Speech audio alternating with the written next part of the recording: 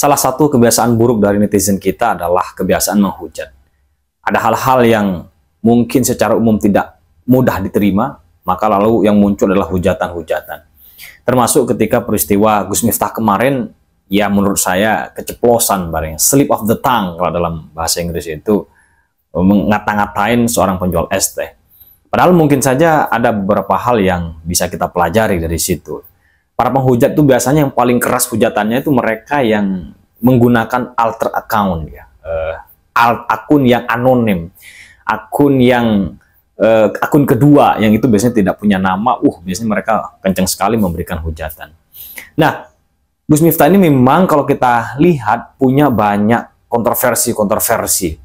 Dalam pengalaman saya, dalam yang sepanjang saya ketahui, saya pertama kali mengenal nama Gus Miftah ini ketika beliau itu viral bersolawat di sebuah tempat dugem, ya, tempat hiburan malam. Wah, di situ Gus Miftah ngajak para pendugem, kira-kira para penikmat hiburan malam itu untuk selawatan bersama. Tentu saja peristiwa itu viral dan kemudian mendapat banyak respon. Ya seperti biasa, kontroversi pasti terjadi. Ada yang setuju, ada yang tidak setuju, ya. Bagi yang tidak setuju, ya itu kalimat-kalimat suci itu tidak pantas diucapkan di tempat-tempat yang menurut mereka kurang suci juga, ya. Karena tempat dugem ini dianggap penuh kemaksiatan, sehingga kata-kata suci, kalimat-kalimat suci tidak seharusnya ada di situ, ya. Kalimat suci harus ada di tempat suci, masjid, mushola, dan seterusnya. Tapi bagi sebagian, ya boleh-boleh saja, karena siapa tahu setelah peristiwa atau setelah bersolawat bersama itu, ada sebagian atau mungkin banyak dari mereka yang bertaubat lalu kemudian berhenti bermaksiat, gitu kan. Berarti ada hidayah, kan? Itu suatu hal yang sangat mungkin terjadi, gitu. Nah, viralitas itu kemudian membuat nama Gus Miftah memang ramai dibicarakan kemudian. Memang ada beberapa hal yang viralnya itu mungkin bisa kita terima, masih bernuansa kontroversi, tapi ada beberapa hal yang viralnya Gus Miftah ini menurut saya memang perlu dikritik. Yang perlu dikritik misalnya soal kemarinnya, Gus Miftah ini sempat rame juga di pilkada, di Pilpres 2024 kemarin. Kalau nggak salah sempat rame juga yang bagi-bagi uang, gitu ya. Karena Gus Miftah ini kita ketahui dia menjadi salah satu tim ses, terutama dalam hal ini adalah Pak Prabowo. Tapi sayangnya memang pada waktu itu tidak ada proses lebih lanjut. Ini kurang baik sebetulnya bagi seorang pendakwah, bagi seorang dai yang mestinya mengajari cara berpolitik yang lebih baik, ya, dalam konteks demokrasi. Karena kita tahu bahwa ya bagi-bagi uang itu tetap tidak diperkenankan. Tapi memang ada banyak alasan di situ sebagai sebuah sedekah dan segala macam, ya, terminologi agama yang dipakai. Menurut saya dalam konteks ini ya Gus Miftah memang layak kita kritik. Kemudian yang kedua, rame lagi kemarin itu noyor istrinya, ya, kemudian ya di sebuah tempat umum, ya. Saya tidak tahu apakah itu sebuah gurauan, tetapi saya kira gurauan yang too much, ya, keterlaluan, sampai istrinya terhuyung kayak gitu-gitu. Menurut saya agak berlebihan. Tetapi mungkin dari sisi Gus Miftah itu sebuah hal yang biasa terjadi, ya. Sebuah gurauan yang mungkin membuat heboh kira-kira, ya, agar terasa lebih mengena barangkali begitu.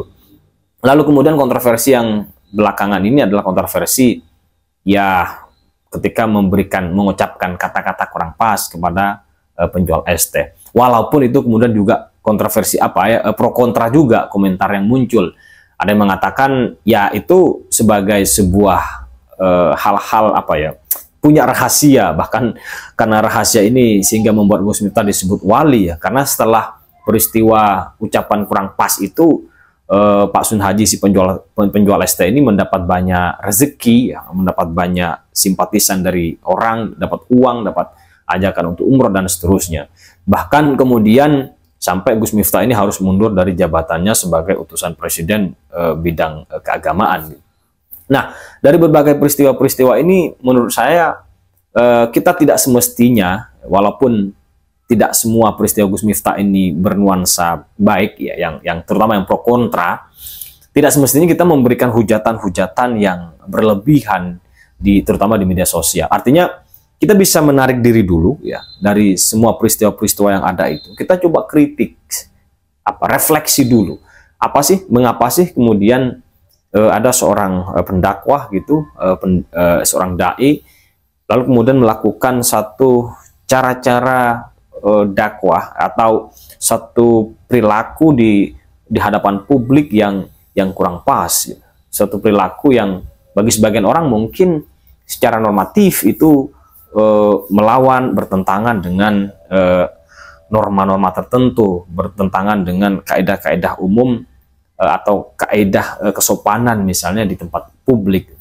Itu mungkin yang bisa kita refleksikan. Cuma sayangnya kadang kita tidak belajar banyak dari peristiwa-peristiwa seperti itu. Kita lebih suka memberikan hujatan-hujatan yang berlebihan, hujatan-hujatan yang kemudian ya kita tidak belajar apa-apa dari itu selain sebuah kemarahan, selain sebuah hinaan, dan itu menurut saya membuat kita tidak lebih baik daripada Gus Miftah sendiri ya, yang mungkin biasa juga yang mungkin pada waktu itu keceplosan mengucapkan kata-kata kurang pantas itu. Artinya kita tidak lebih baik dari itu. Kita tidak belajar banyak dari situ.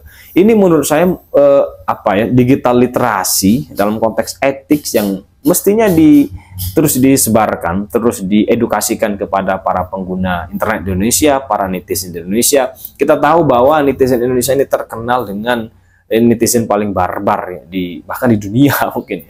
Banyak publik dunia, termasuk FIFA pernah ngalamin itu ya, karena persoalan sepak bola dan seterusnya. Ini menurut saya yang ke depan perlu kita tata, perlu kita perbaiki, agar publik kita ya, agar digital space, ruang digital kita menjadi lebih beradab, menjadi lebih edukatif, terutama ya bagi generasi-generasi muda yang hari ini mungkin baru membuka media sosial, membuka ruang-ruang digital.